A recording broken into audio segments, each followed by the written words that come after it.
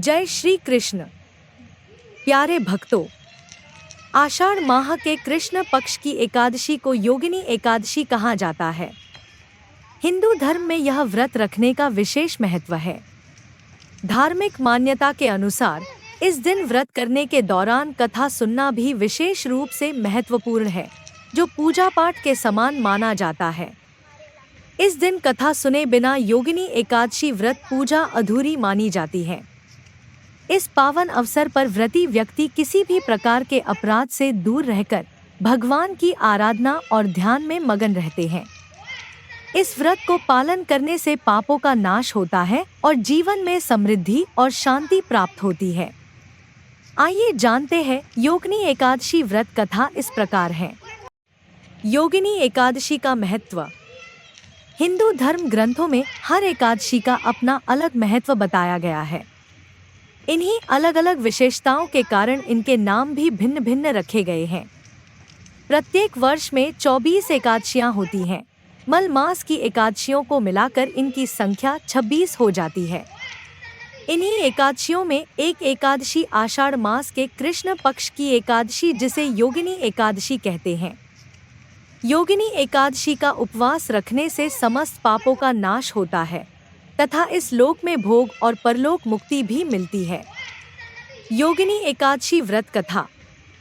महाभारत काल की बात है कि एक बार धर्मराज युधिष्ठिर ने भगवान श्री कृष्ण कहा, हे त्रिलोकीनाथ, मैंने ज्येष्ठ माह के शुक्ल पक्ष की निर्जला एकादशी की कथा सुनी।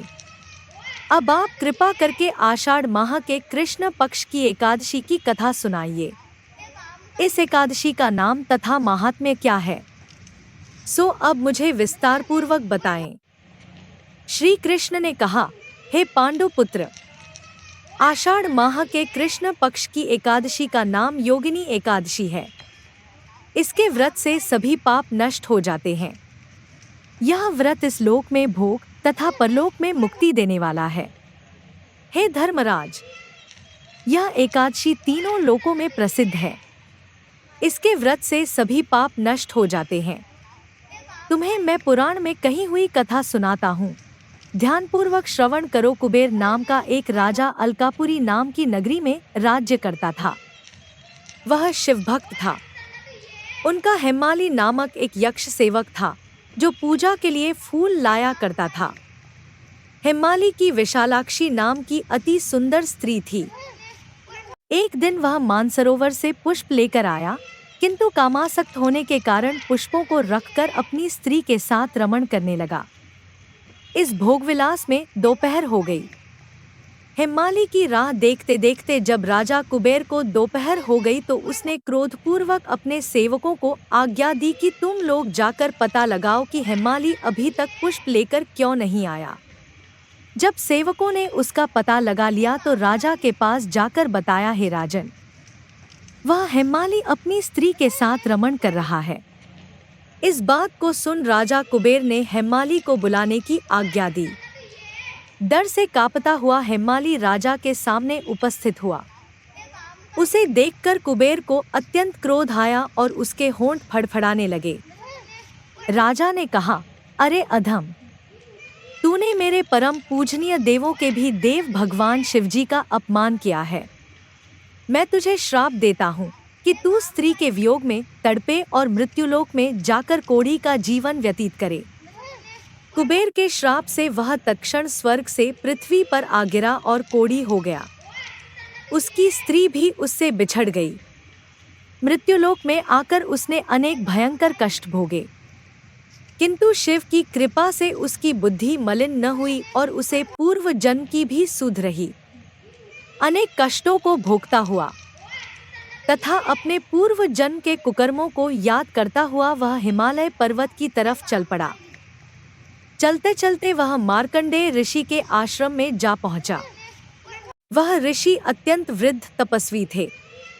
वह दूसरे ब्रह्मा के समान प्रतीत हो रहे थे और उनका वह आश्रम ब्रह्मा की सभा के समान शोभा दे रहा था। ऋषि को देखकर हेमाली वहां गया और उन्हें प्रणाम करके उनके चरणों में गिर पड़ा। हेमाली को देखकर मार्कंडेय ऋषि ने कहा, तूने कौन से निकृष्ट कर्म किए हैं जिससे तू कोढ़ी हुआ और भयानक कष्ट भोग रहा है। महर्षि की बात सुनकर हेम्माली बोला, हे मुनिश्रेष्ठ, मैं राजा कुबेर का अनुचर था। मेरा नाम हेम्माली है। मैं प्रतिदिन मानसरोवर से फूल लाकर शिव पूजा के समय कुबेर को दिया करता था। एक दिन पत्नी सहवास के सुख में फंस जाने के कारण मुझे समय का ज्ञान ही नहीं रहा और दोपहर तक पुष्प न पहुंचा सका। तब उन्होंने मुझे श्राप दिया कि तू अपनी स्त्री का वियोग और मृत्युलोक में जाकर कोढ़ी बनकर दुख भोग। इस कारण मैं कोढ़ी हो गया हूँ तथा पृथ्वी पर आकर भयंकर कष्ट भोग रहा हूँ। अतः कृपा करके आप कोई ऐसा उपाय बतलाए जिससे मेरी मुक्ति हो। मार्कंडेय ऋषि ने कहा, हे हेम्माली, तूने मेरे सम्मुख सत्य वचन कहे हैं, इसलिए मैं तेरे उद्धार के लिए एक व्रत बताता हूँ। यदि तू आषाढ़ माह के कृष्ण पक्ष की योगिनी नामक एकादशी का विधानपूर्वक व्रत करेगा तो तेरे सभी पाप नष्ट हो जाएंगे। महर्षि के वचन सुन हेम्माली अति प्रसन्न हुआ और उनके वचनों के अनुसार योगिनी एकादशी का विधानपूर्वक व्रत करने लगा। इस व्रत के प्रभाव से अपने पुराने स्वरूप में आ गया और अपनी स्त्री के साथ सुखपूर्वक रहने लगा। भगवान श्री कृष्ण ने कहा, हे राजन, इस योगिनी एकादशी की कथा का फल 88,000 ब्राह्मणों को भोजन कराने के बराबर है।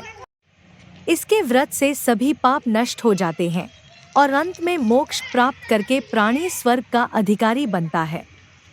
जय श्री कृष्ण। यह थी योगिनी एकादशी व्रत की कथा और महत्व। आपको यह वीडियो पसंद आई है तो आप सभी हमारी वीडियो को लाइक और शेयर जरूर करें। जय श्री राम, जय श्री कृष्ण, हर हर महादेव।